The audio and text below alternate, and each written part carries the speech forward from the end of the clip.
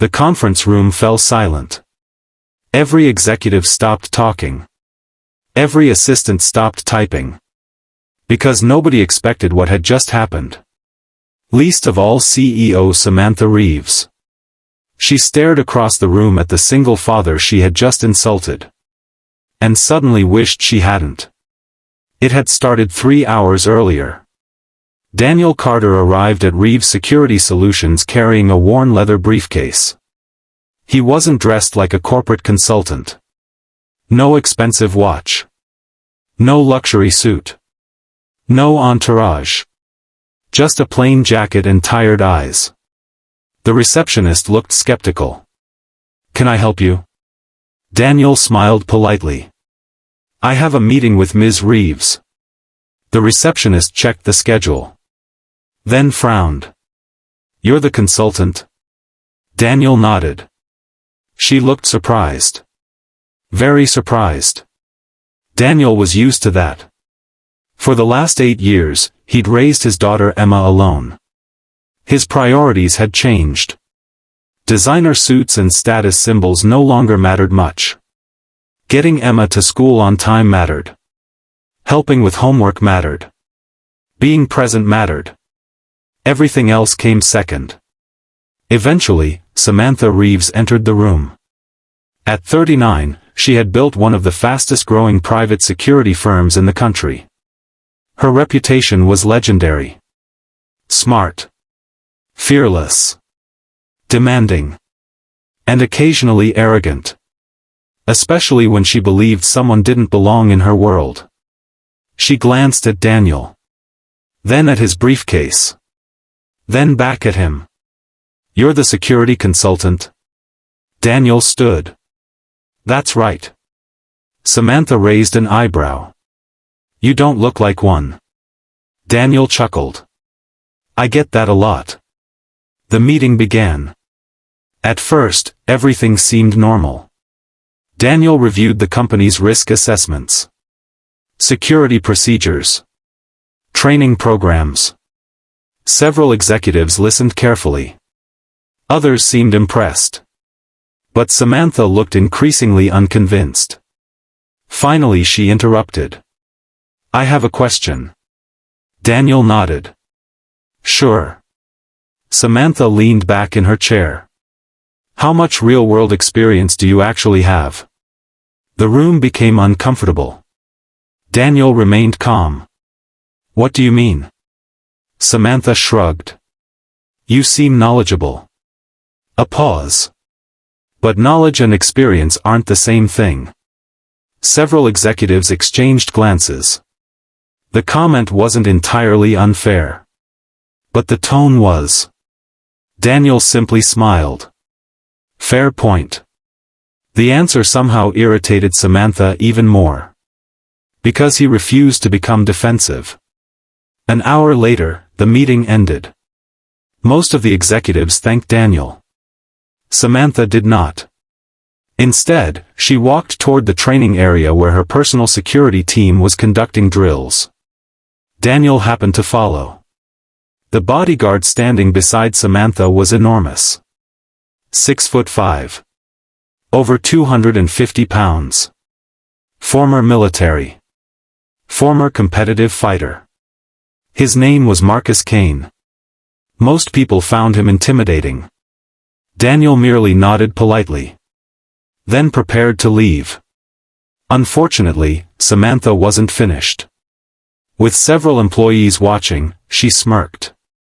"You know, Marcus here has more practical security experience than most consultants." Daniel nodded. "I'm sure he does." Samantha folded her arms. "Actually, I doubt you could last 10 seconds against him." The employees froze. Marcus immediately looked uncomfortable. Because unlike Samantha, he recognized something. Daniel hadn't once bragged. Hadn't once exaggerated. Hadn't once tried to prove himself. Men like that were often dangerous to underestimate. Daniel laughed softly. "I didn't come here to fight anybody." Samantha smiled. Convenient answer. The remark drew a few nervous laughs. Marcus looked embarrassed. Daniel looked amused. Then Samantha said the one thing she would soon regret. What happened? A pause. Too busy changing diapers to stay in shape. The room went dead silent. Emma's photo was visible inside Daniel's open briefcase. Everyone saw it. Everyone understood exactly what Samantha meant. Marcus immediately spoke. "Ma'am." But Daniel raised a hand. "It's okay." His voice remained calm. Completely calm. Which somehow made the situation worse. Samantha realized she'd crossed a line.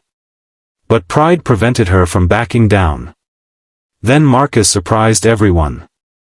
He stepped forward. "Sir." Daniel looked at him. Marcus lowered his voice. "You don't need to prove anything." Daniel smiled. "I know." Then he glanced toward Samantha, who still looked unconvinced. Finally Daniel sighed. "One demonstration." The room instantly became alert. Marcus frowned. "You sure?" Daniel nodded. "No strikes." A pause. "No injuries." Another pause. "Just a demonstration." Within moments, employees formed a circle around the training mat. Samantha watched confidently. Marcus looked cautious. Daniel removed his jacket. And for the first time, Marcus's expression changed. Not fear. Recognition. As though he had suddenly remembered something. Something important. Very important. The demonstration began. Marcus moved carefully. Daniel barely moved at all. Then, in less than 3 seconds, something happened. Nobody understood what they had seen.